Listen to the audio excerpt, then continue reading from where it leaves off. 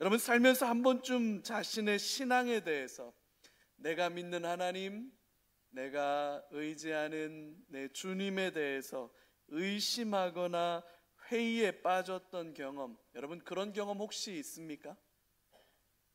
무슨 말 합니까 목사님? 나는 아직 믿음이 시작도 안 했습니다 하시는 분들도 계실 테고요. 때때로 힘들고 어려운 일을 겪으면 그런 의심과 그런 갈등을 겪기도 하지요. 그렇게 말하는 분들도 계실 겁니다. 반면에 아이고 무슨 이렇게 믿음 없는 소리를 합니까? 나는 한 번도 털끝만큼도 의심하거나 갈등해 본 적이 없습니다 라고 그렇게 말씀하시는 분들도 계실 겁니다. 흔들리지 않고 피어나는 꽃은 없습니다. 바람과 비에 젖으며 찬란하게 아름다운 꽃으로 피어나는 거예요. 제가 가만히 우리 교회 와서 우리 성도님들을 이렇게 보니까요, 우리 성도님들 중에 성탄절이나 신년 감사 예배나 새생명 전도 집회나 부활절 같은 이런 절기 때나 주요한 행사 때만 뵐 수 있는 그런 절기 행사형 성도님들이 계세요. 1년에 한 5-6번 정도만 뵐 수 있는 아주 귀한 분들이십니다. 이분들이 교회에 나오셨다 그러면 잔치해야 돼요. 어떻게 오셨냐 이렇게 하면서 아주 축복해 드려야 할 절기형 성도님들. 그런가 하면 제가 이렇게 보니까요, 기상청 일기예보형 성도님들이 계세요. 주일날 아침에 비가 온다, 마음 바뀌는 거예요. 눈이 온다, 마음 바뀌는 거예요. 오늘 못 가, 오늘 못 가. 날이 너무 더워도, 날이 너무 추워도 마음이 바뀌는 거예요. 심지어는 벚꽃이 피어도 마음이 바뀌어요. 단풍이 곱게 들어도 마음이 바뀌어요. 오늘은 캠핑장이다, 안 되겠다 이러고 이제 밖으로 산으로 들러 이렇게 가시는 분들이 계셔요. 그래서 기상청 일기예보에 따라서 예배를 갈지 말지, 신앙생활에 얼마나 할지 말지를 정하시는 기상청 일기예보형 성도님들도 계신다. 반면에 눈이 오나 바람이 부나 더우나 추우나 뭐 신경 쓰지 않고 변하지 않는, 어떤 경우에도 흔들리지 않는 시몬스 침대형 성도님들도 계십니다. 이분들은 안 흔들리세요. 한결같이 예배의 자리를 지키지 않는 그런 분들이지요. 이런 분들 중에는 심지어 졸더라도 교회 가서 졸아야 피곤이 풀린다. 그래서 그냥 예배 시간에, 설교 시간에 잠깐 졸았는데 그 잠깐 존 시간에 피로가 다 풀려가지고 아이고야 거뜬하다 야 이러고 점심 먹고 빨리 가자 이러는 분들이 계셔요. 좋아요. 여러분, 졸아도 예배에 나와서 졸면 하나님의 은혜가 임할 줄로 믿습니다. 뭐 그렇다고 졸아야 된다는 말씀을 드리는 건 아니에요. 저는 이렇게 생각해요. 어쩌면 우리 신앙은 절기형 성도에서 1년에 5-6번 나오면 많이 나오는 1년에 5-6번 예배드리러 나오는 것만 해도 대단한 일인 것 같은 절기형 성도에서 기상청 일기예보형 성도로 성장하고, 기상청 일기예보형 성도였다가 아무런 일이 벌어져도 흔들리지 않는 시몬스 침대형 성도까지 성장하고 성숙해 가는 게 아닐까, 그런 생각을 해봐요. 미디안의 약탈로 인해서 이스라엘 백성들이 하나님 앞에 못 살겠습니다, 하나님 이렇게는 못 삽니다, 그렇게 부르짖고 기도하기 시작합니다. 하나님께서 들으시지요. 그리고는 그들을 그 문제를 해결하기 위해서, 그 문제를 해결할 길을 찾기 위해서 오늘 하나님께서 기드온을 찾아오시는 내용이 오늘 본문입니다. 오늘 11절과 12절에 이렇게 돼 있어요. 우리 같이 한번 읽어볼까요? 여호와의 사자가 아비에셀 사람 요아스에게 속한 오브라에 이르러 상수리 나무에 앉으니라. 마침 요아스의 아들 기드온이 미디안 사람에게 알리지 아니하려 하여 밀을 포도주 틀에서 타작하더니 여호와의 사자가 기드온에게 나타나 이르되 큰 용사여 여호와께서 너와 함께 계시도다 하매. 아멘. 하나님께서 기드온을 찾아오셔서 큰 용사여 여호와께서 너와 함께 하신다라고 말씀하세요. 여러분 할렐루야죠. 얼마나 이게 놀라운 축복입니까? 네, 여러분, 기드온이 지금 기드온을 향해서 큰 용사라고 하나님께서 축복하시는 것과는 달리 기드온의 모습은 큰 용사라고 말해지기가 잘 어울리지 않는 그런 모습을 보여주고 있습니다. 이게 어떤 일이냐? 포도주 그 틀에서 밀을 타작하고 있다는 거예요. 그게 뭐 어쨌단 말이냐? 이렇게 생각할 수도 있겠지만 이 문제의 전문가지요. 여러분, 담임 목사가 이런 문제의 전문가입니다. 왜냐하면 시골 출신이니까요. 포도주 틀에서 밀을 타작한다. 이건 한마디로 말하면 기드온이 주눅 들어 있다, 혹은 학습된 무기력에 빠져 있다, 이렇게 말할 수도 있는 일입니다. 밀타작이라고 하는 건, 밀을 타작하려면 그거는 여러분 바람의 힘을 이용해야 돼요.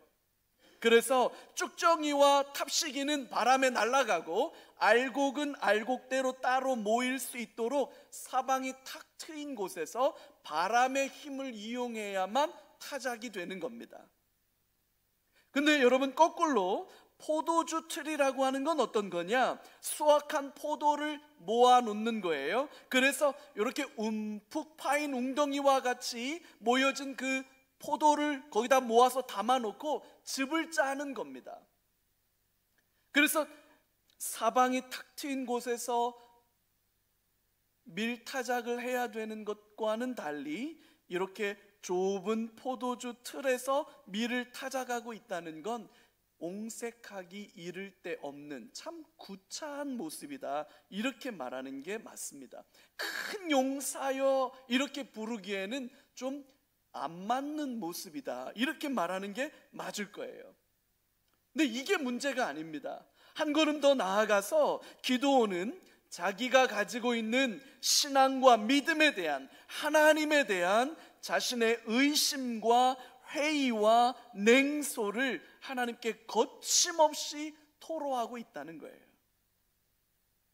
오늘 본문 13절입니다. 여러분 같이 읽어봐요.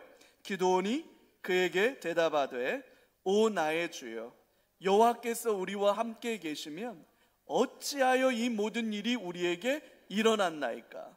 또 우리 조상들이 일찍이 우리에게 이르기를 여호와께서 우리를 애굽에서 올라오게 하신 것이 아니냐 한 그 모든 이적이 어디 있나이까?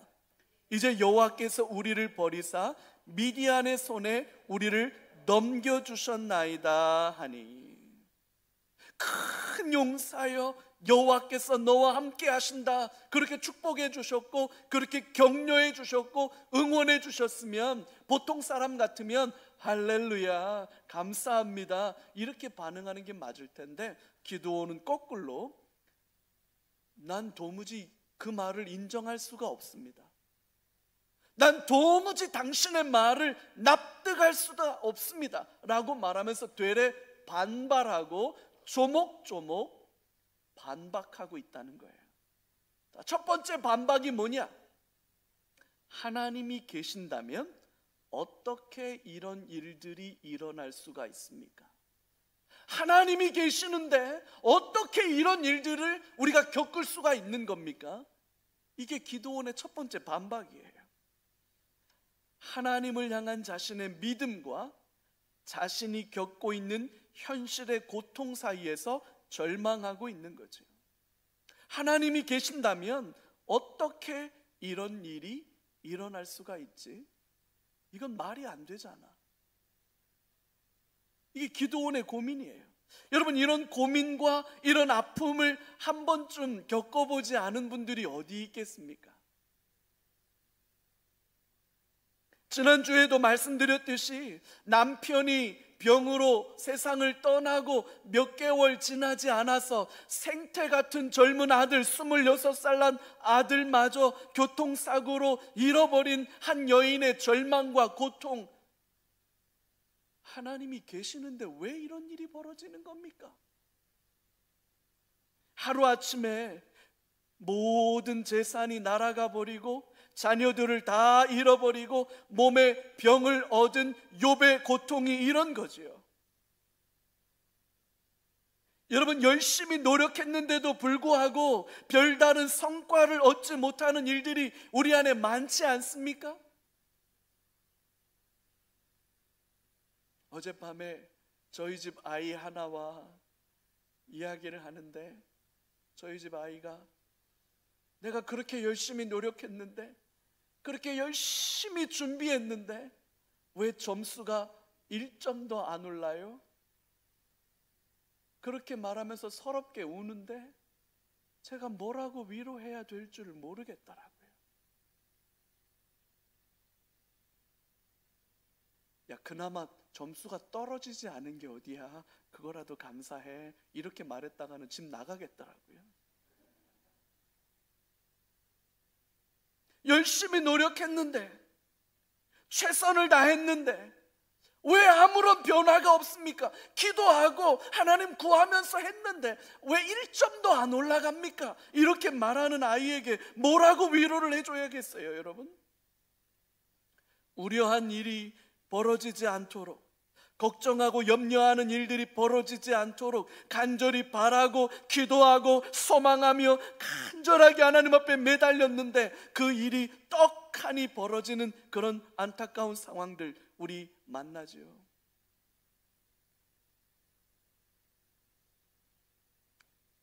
하나님이 계신다면 어떻게 이런 일들이 일어날 수 있을까? 하나님이 정말로 살아계신다면 어떻게 이런 일들이 아무렇지도 않게 내 삶에 이렇게 버젓이 일어날 수 있는 거지? 이런 고통과 절망 가운데 아파해 본 적 있지 않습니까? 그럴 때마다 우리는 이런 생각이 들겠지요. 하나님, 나에 대해서는, 우리에 대해서는 관심이 없으신가? 아니, 관심은 있는데 무능력하거나 무기력하신 건가? 아니, 어쩌면 이 모든 게 다 그냥 허상인가? 그냥 나 혼자 내 두려움과 내 불안을 극복해내기 위해서 나 혼자 신이라는 존재를 내가 만들어가지고 그 신이라고 하는 존재에게 내 두려움과 내 불안과 내 모든 염려를 투사시켜 놓고는 그 신에게 나를 위로해달라고 빌고 있는 걸까? 이거 다 허상일까? 여러분, 이런 깊은 좌절과 절망과 회의에 빠지는 일들이 살면서 한 번씩 있지 않습니까? 우리의 일상을 살아가면서 저와 여러분들이 때때로 직면하게 되는 우리의 고통과 절망 아닙니까? 하나님이 계시는데 왜 이런 일이 벌어지는 겁니까, 도대체? 기드온의 두 번째 반박은 이런 겁니다. 과거의 기적들은 다 어디 갔습니까? 기드온은 출애굽 과정 속에서 하나님께서 행하셨던 놀라운 일들을 압니다. 아마 기드온이 우리 수원 3일교회 유치부 출신이 아닌가 싶어요. 이런 거 잘 들어서, 어렸을 때부터 들어서 잘 알아요. 애굽에서 내렸던 10가지 재앙, 그 10가지 재앙으로 애굽 사람들이 그렇게 믿고 의지하던 하나님은 나일강을 치셨습니다. 태양신을 섬기던 그들에게 태양신 라를 치셨습니다. 생명의 신 오시리스를 치셨습니다. 누구도 하나님의 이 심판을 피하지 못했습니다. 홍해 바다를 갈라서 마른 땅으로 건너게 하셨습니다. 광야 한가운데에서 만나와 메추라기로 40년 동안 이스라엘 백성들을 먹이셨습니다. 반석을 깨뜨려서 생수를 마시게 하셨습니다.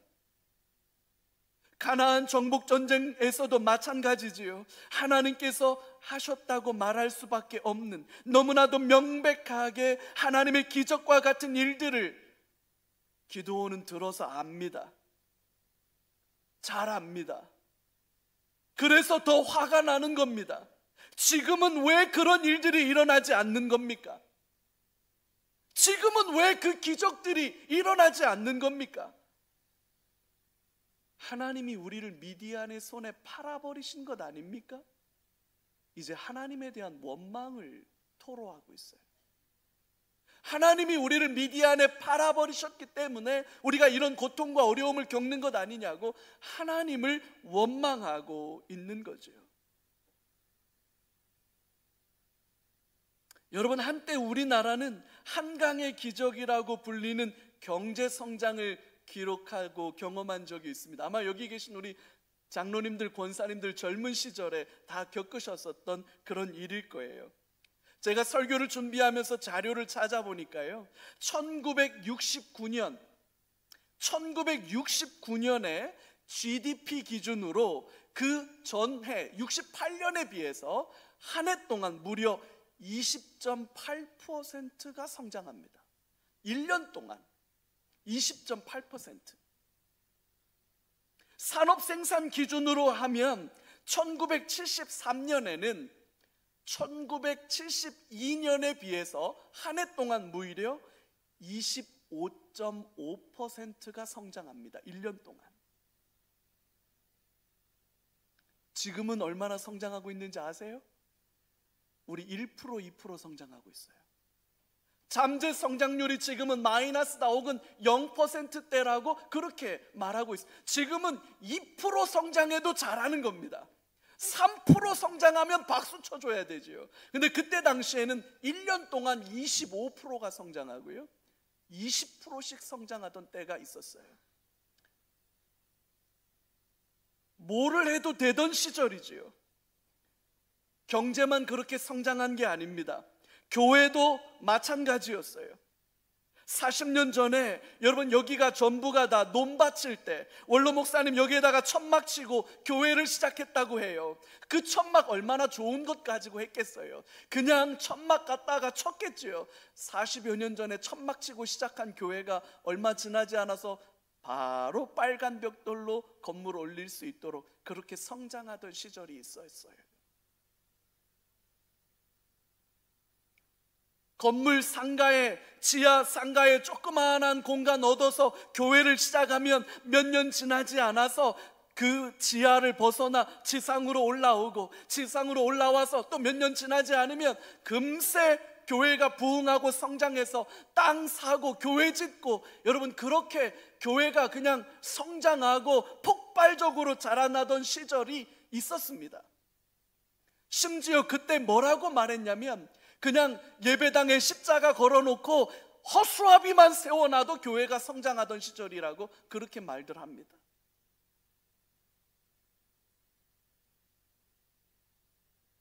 근데 지금은 어떻습니까? 기도원에 들어가서 금식하며 기도하는 동안 암이 낫고 불치병이 치유되고 기적 같은 하나님의 은혜를 경험했던 일들이 수도 없이 많아요. 교회에서 부흥회 하다가 그냥 철야 기도하다가 새벽 기도하다가 질병이 낫고 하나님의 기적 같은 일들을 경험했던 수많은 일들이 있어요. 그래서일까요, 여러분?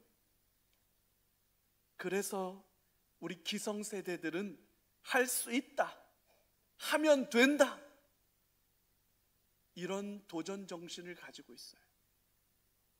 아이고 저 정신 넋 빠져가지고 그렇지, 안 되는 게 어딨어. 다 되지. 하면 돼. 할 수 있어. 기성세대들은 그렇게 말해요. 네, 여러분, 요즘 젊은 세대들은 뭐라고 합니까? 나 때는 말이야 허수아비만 세워놔도 부흥했어. 나 때는 말이야 금방금방 이렇게 됐어. 아유, 그냥 집도 사고 시골에서 공부 다 못하고 올라왔어도 얼마든지 집 사고 건물도 사고 자녀들 잘 키우고 얼마든지 했어. 안 되는 게 어디 있어. 라떼는 말이야. 그래서 요즘 MZ 젊은이들이 제일 듣기 싫어하는 말이 라떼는 말이야. 이런 말 하지 말라고 한다 그래요. 라떼는 말이야. 그런 말 하지 말라 그래요. 제일 듣기 싫어하는 말 중에 하나가 나 때는 말이야, 이런 말이라 그래요. 왜 그렇습니까? 옛날에 어땠는지는 별로 중요하지 않습니다. 지금 내가 처한 현실과 아무런 관련이 없으니까요. 옛날에 얼마나 잘 됐었는지, 옛날에 얼마나 위대했었는지, 얼마나 번창했었는지, 아니 그래서 뭐 어쩌라고요.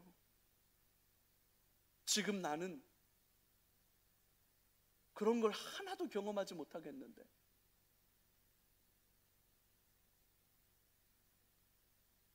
옛날에 어떻는지와 상관없이 오늘을 살아가는 내 삶은 전혀 그렇지가 않아요. 그러니까 믿음을 가질 수가 없는 거예요. 믿음을 갖지 못하니까 꿈을 꾸고 비전을 가질 수가 없는 거예요. 꿈을 꾸고 비전을 가져야 용기를 내고 도전할 수 있는데, 믿음이 없으니까 꿈과 비전이 없고, 꿈과 비전이 없으니까 용기가 없고, 용기가 없으니까 도전할 수도 없는 거예요. 그저 현실을 자조하며 소확행, 소소하지만 확실한 행복이 있어. 일요일엔 짜파게티 끓여 먹으면서도 행복할 수 있어. 있죠. 짜파게티 끓여 먹으면서 얼마든지 행복할 수 있죠. 난 요런 거에 그냥 만족해. 소확행, 욜로, 인생 뭐 있어. 한 번뿐인 인생 그냥 이렇게 하는 거야. 난 빨리 그냥 퇴직해서 파이어족 돼서 나는 그냥 빨리 돈 모아가지고 어떻게 해서든지 빨리 모아가지고 나 그냥 내가 하고 싶은 거 여행 다니면서 그렇게 살래. 여러분, 이건 현실 도피 혹은 현실 안주형 삶을 살아가죠. 왜 그럴까? 그 밑바닥에는 기드온이 가졌던 회의와 의심이 깔려있는 게 아니겠습니까? 옛날에 하나님께서 행하셨다는 그 놀라운 기적들, 옛날에 애굽에서 벌으셨다는 그 하나님의 놀라운 심판과 그 놀라운 기적들. 근데 왜 지금은 그런 게 없습니까? 왜 지금은 그런 게 도무지 보이질 않아요? 왜 우리는 날마다 미디안으로부터 약탈당하며 하루하루를 비루하게 살아야만 하는 겁니까?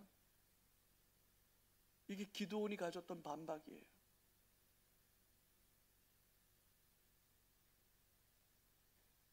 갑자기 왜 여러분들 너무 설득되고 있는 듯한 눈초리로 저를 보세요? 세 번째, 기드온은 이렇게 말합니다. 나는 흙수저입니다. 나는 아무것도 할 수 없는 사람입니다. 자신이 얼마나 자격 없는 사람인지 울분을 토하듯이 쏟아내는데 15절이에요. 같이 한번 읽어요. 그러나 기드온이 그에게 대답하되, 오 주여, 내가 무엇으로 이스라엘을 구원하리이까? 보소서, 나의 집은 므낫세 중에 극히 약하고 나는 내 아버지 집에서 가장 작은 자니이다. 미디안 사람들의 눈에 띄지 않기 위해서 몰래 포도주 틀에 들어가서 거기서 밀을 찾아가고 있었던 기드온의 옹색한 모습이 아마 여기서 나왔을 거예요. 이런 걸 열등감 혹은 열패감 혹은 외소 컴플렉스라고 그렇게 부를 수 있을 겁니다. 거듭된 실패와 좌절을 통해서 자기 존중감과 자기 효능감이 무너진 사람들에게서 보이는 모습이지요. 이건 겸손과 전혀 다른 겁니다. 이런 건 겸손이라고 말하면 안 됩니다. 이런 사람들의 특징이 있습니다. 내가 할 수 없는 이유, 내가 하고 싶지 않은 이유, 그게 제일 먼저 제일 확실하게 떠오르는 사람들이에요. 나는 안 되는 이유, 나는 할 수 없는 이유, 내가 하고 싶지 않은 이유, 이게 제일 먼저 떠올라요. 제일 확실하게 떠올라요. 그래서 할 수 있거든이 무슨 말이냐? 믿는 자에게는 능치 못함이 없느니라. 예수님의 이런 말씀은 좋은 말이죠. 그러나 내 말씀은 아니고 남의 말씀인 것처럼 생각되는 거예요. 내게 능력 주시는 자 안에서 나는 모든 것을 할 수 있습니다 라고 하는 이런 고백은 듣기는 좋고 아멘 말할 수도 있고, 그러나 내 말씀은 아닌 거예요. 내 말씀은.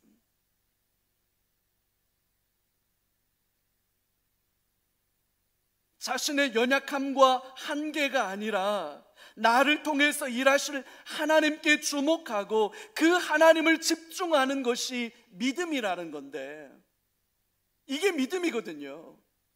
내가 잘나거나 내가 자질이 있거나 내가 역량이 있다, 이거에 대한 확신을 갖는 걸 믿음이라고 말하는 게 아니라, 믿음은 내가 약하고 내가 부족하고 내가 한계가 있다는 걸 나도 알아요. 하지만 나를 통해서 하나님께서 일하시겠다고 말씀하시면 내가 아니라 하나님을 주목하기 때문에 하나님의 어떠함들에 대해서 믿음을 갖게 되는 거, 이걸 믿음이라고 하는 거거든요. 근데 기드온은 지금 깊은 의심과 회의에 빠져 있기 때문에 자기 자신도 제대로 보지 못할 뿐만 아니라 하나님을 제대로 보지도 못하는 상태에 놓여 있는 거죠.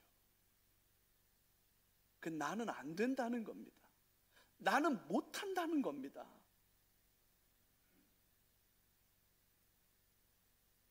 어느 뭐로 보나 큰 용사라고 말할 수는 없어 보입니다. 더욱이 하나님 어쩌자고 이런 기드온을 찾아가셨을까? 차라리 연목사를 찾아오시지. 기드온보다는 제가 안 낫습니까? 도찐개찐입니까? 왜 이런 기드온을 찾아가셨을까? 어쩌자고? 왜 이렇게 형편없는 사람을 찾아갔을까?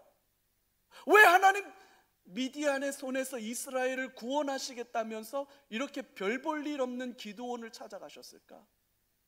하나님 어쩌시려고 그럴까? 어쩌시려고 그럴까요? 거듭되는 기드온의 냉소적인 태도를 보면서도 하나님은 포기하지 않고 그 기드온을 설득해 주십니다. 옹색하기 그지없던 그 타작마당에서 큰 용사여 여호와께서 너와 함께 계신다라고 말씀해 주셨고, 현실의 비루함을 끌어안고 거친 말들을 내뱉고 있을 때 너는 가서 이 너의 힘으로 이스라엘을 미디안의 손에서 구원하라, 내가 너를 보낸 것이 아니냐라고 거듭 확신을 주고 계십니다. 자신의 한계와 연약함 때문에 도무지 할 수 없다고 체념하는 기드온에게 내가 반드시 너와 함께 하리니 내가 미디안 사람 7개를 한 사람을 치듯 하리라 끊임없이 기드온을 설득해 주셔요. 하나님의 이 포기하지 않는 사랑이 마침내 기드온의 닫힌 문을 조금 열어줍니다. 그래서 기드온이 삐쭉 용기를 냅니다. 그러면서 나와 말씀하시는 당신이 하나님이라는 표징을 좀 보여주십시오 라고 말하면서 예물을 가져올 테니까 여기 조금만 기다려 주실 수 있겠습니까? 라고 말합니다. 그러면서 19절에서부터 21절까지 이렇게 기록되어 있어요. 기드온이 가서 염소 새끼 하나를 준비하고 가루 한 에바로 무교병을 만들고 고기를 소쿠리에 담고 국을 양푼에 담아 상수리 나무 아래 그에게로 가져다가 들이매 하나님의 사자가 그에게 이르되 고기와 무교병을 가져다가 이 바위 위에 놓고 국을 부으라 하니 기드온이 그대로 하니라. 여호와의 사자가 손에 잡은 지팡이 끝을 내밀어 고기와 무교병에 대니 불이 바위에서 나와 고기와 무교병을 살랐고 여호와의 사자는 떠나서 보이지 아니한지라. 아멘. 그럼 참 신비한 일이 벌어졌죠. 신비한 일이 벌어졌습니다. 지금 이 순간 갑자기 느닷없이 뜬금없이 예기치 않은 상황에 말로만 듣던 하나님이 직접 기드온을 찾아오신 거예요. 그동안 그렇게 울부짖으면서도 이 고통스러운 삶의 현실을 좀 벗어나게 해달라고 그렇게 기도했을 때는 아무 말씀도 안 하시던 양반이 느닷없이 예기치 않게 전혀 기대하지 않은 상황에 찾아와 주신 거예요. 기드온은 이게 너무나도 신기한 거예요. 근데 여기에 여러분, 기드온이 준비한 재물을 눈여겨볼 필요가 있습니다. 미디안의 약탈 때문에 산의 웅덩이와 굴을 파고 겨우겨우 살던 사람들 아닙니까? 그래서 풀뿌리와 나무 껍질을 벗겨 먹으면서 촉은 목피로 겨우겨우 연명하던 사람들 아닙니까? 그러던 사람이 하나님 앞에 드릴 재물이라고 들고 왔는데 염소 새끼 한 마리를 들고 왔어요. 이 새끼라는 표현이 조금 거시기하죠. 염소를 하나 잡아왔는데, 왜냐하면 이 염소는 그냥 단지 고기가 아니라 이 염소 젖을 짜서 먹고 살아야 되기 때문에 이건 목숨과도 같이 소중한 가축이에요. 근데 그걸 잡아왔어요. 또 하나, 밀가루 한 에바로 무교병, 그러니까 발효되지 않는 떡을 만들어 왔는데, 한 에바라고 하는 이 도량형이 도대체 얼마냐 감이 없으시죠? 밀가루가 약 22리터짜리 20kg짜리 한 포대를 그대로 다 한 거예요. 한 말하고도 반 정도 되는 양입니다. 이게 적은 양이 아니죠. 염소 한 마리 잡아오고 20kg나 되는 밀가루로 떡을 만들어서 가지고 온 거니까, 이게 그 풀뿌리와 나무 껍질 벗겨 먹던, 그렇게 살 수밖에 없던 기드온에게는 이거 엄청난 양이라고 볼 수 있는 겁니다. 그만큼 간절했다는 의미로 볼 수 있을 거예요. 결국 이 일을 통해서 기드온은 자신과 얼굴과 얼굴을 맞대고 대화를 나누던 이분이 하나님이었다는 사실을 깨닫게 됩니다. 말로만 듣던 하나님을 직접 만난 거예요. 그동안은 한 말씀도 안 하시던 그분이 나를 찾아와 주신 거예요. 그분이 이루어 가실 놀라운 구원 역사에 동역자로 초대해 주신 거지요. 비루하기 이를 데 없던 삶이고 의심과 회의에 빠져서 허우적대던 기드온에게 하나님의 은총의 빛이 비추기 시작했다는 거예요. 오늘 24절을 한번 보죠. 같이 한번 읽어요. 기드온이 여호와를 위하여 거기서 제단을 쌓고 그것을 여호와 샬롬이라 하였더라. 그것이 오늘까지 에비에셀 사람에게 속한 오브라에 있더라. 할렐루야. 여호와 샬롬, 평안하다, 안전하다, 안심해도 된다 라고 말할 때 사용하는 그 샬롬, 바로 그 샬롬입니다. 여호와 샬롬이라고 하는 말은 성경에 오직 여기에만 나와요.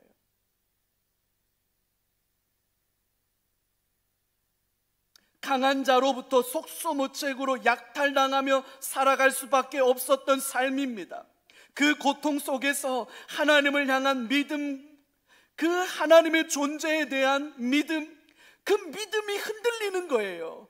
의심이 들고 회의가 찾아오고 냉소적일 수밖에 없었던 그런 옹색한 삶입니다. 하나님이 계신다면 도대체 어떻게 이런 일들이 벌어질 수 있습니까? 옛날에 그 대단했다는 기적들은 다 어디 가고 오늘날 우리에게는 왜 아무런 일도 일어나지 않는 겁니까? 이렇게 말할 수밖에 없었던 기드온의 삶에 하나님의 찾아와서 만나주시는 역사가 일어났고, 그렇게 하나님을 대면해서 만난 기드온은 그곳에 제단을 쌓고 여호와는 샬롬이시다, 평안이시다, 안심이시다, 안전이시다, 그렇게 선포하고 있는 거예요. 저와 여러분의 삶에도 이런 은총이 임하기를 주님의 이름으로 축복합니다. 저와 여러분들의 삶에 말로만 듣던 하나님, 과거에는 그렇게 대단했다면서 왜 오늘날엔 아무 일도 일어나지 않는 겁니까? 라고 말하면서 오늘을 살아내는 그 삶의 버거움과 삶의 고달픔 때문에 의심이 되고, 의심이 불안이 되고, 그 불안이 냉소로 만들어질 수밖에 없었던 저와 여러분의 삶에 하나님께서 찾아와 만나주심으로 저와 여러분의 샬롬이 임하기를 주의 이름으로 축복합니다. 여러분, 사는 게 만만치 않지요? 사는 거 만만치 않아요. 참 사는 거 만만치 않아요. 믿음을 붙들고 믿음으로 살아내는 건 더 만만치 않아요. 믿음 지키고 사는 거 쉽지 않아요. 믿음으로 자녀를 양육한다는 거, 내 자녀가 이 척박하고 어려운 이 오늘의 상황에서 믿음을 붙들고 살아갈 수 있도록 내 자녀를 믿음으로 양육해내는 거 쉽지 않아요. 믿는 자로 직장 생활하는 것도 쉽지 않아요. 직장에서 내가 예수 믿는 거 알고 교회 다니는 거 다 알아요. 그 사람들에게 내가 믿는 자로서 선한 영향력 흘려보내고, 믿는 자로서 책임을 다하고, 믿는 자로서 역량 있게 살고, 믿는 자로서 선한 일을 도모하며 그렇게 살아가는 거 여러분 너무 힘들어요. 믿지 않는 가족들 사이에서 믿음을 가진 자로서 선한 영향력을 흘려보내고, 그래서 믿지 않는 남편에게, 믿음이 없는 아내에게, 믿음이 없는 부모님에게, 믿음이 없는 자녀에게 내가 본이 되어야 할 텐데, 믿는 자로서 뭔가 좀 다른 모습 보여줘야 할 텐데 쉽지 않아요. 쉽지 않다. 포기하고 싶고, 도망치고 싶고, 믿음이고 뭐고 다 내려놓고 싶다. 여러분, 이런 갈등과 이런 고민을 때때로 우리 만나지 않습니까? 흔들리지 않고 피어나는 꽃은 없습니다. 바람과 비에 젖지 않고 찬란하게 피어나는 꽃은 없습니다. 우리는 다 흔들립니다. 우리는 다 때로 의심하고, 그래서 더 불안하고, 불안해서 더 조바심 내고, 조바심 내다 보면 바보 같은 행동들 하고, 우리 그렇게 삽니다. 그게 저와 여러분이고, 그게 기드온입니다. 그런 저와 여러분들에게 살아계신 하나님이 어느 날 갑자기 찾아와서 만나주시고, 끊임없이 우리를 설득해 주시고, 내가 너와 함께 할 거다, 내가 너를 버리지 않는다, 내가 너를 포기하지 않는다, 그렇게 말씀해 주셔서 하나님의 이 포기하지 않는 사랑이 저와 여러분들을 설득해 주시는 은혜가 임하기를 주의 이름으로 축복합니다. 그럴 때 하나님께서 나를 찾아와 주셔서 나의 불안과 나의 의심을, 나의 회의적인 마음을, 안 될 수밖에 없는 이유, 하고 싶지 않은 이유, 그 불평과 원망에 가득 찬 내 삶에 하나님이 찾아와 주실 때, 그래서 나를 설득해 주실 때, 내 믿음을 의심에서 확신으로 바꾸어 주실 때, 우리는 그때 비로소 선포하는 겁니다. 여호와는 샬롬이시다. 여호와는 샬롬이시다.